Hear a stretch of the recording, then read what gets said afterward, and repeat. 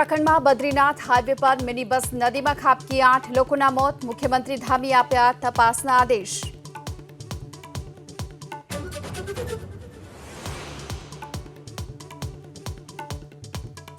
રાજ્યમાં 4 દિવસ બાદ ચોમાસું ફરી થશે સક્રિય. આજે 23 જિલ્લામાં વરસાદની આગાહી. 19 જૂને વલસાડ અને દમણમાં વરસશે ભારે વરસાદ.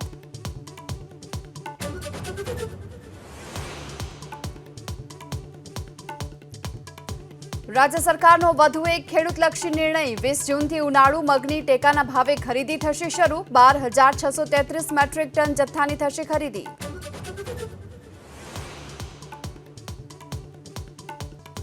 દ્વારકા જિલ્લાના દરિયાકાંઠેથી ઝડપાયા ચરસના પેકેટ. એસઓજી અને સ્થાનિક પોલીસે 64 પેકેટ કર્યા જપ્ત. ચરસની અંદાજિત કિંમત 21 કરોડ.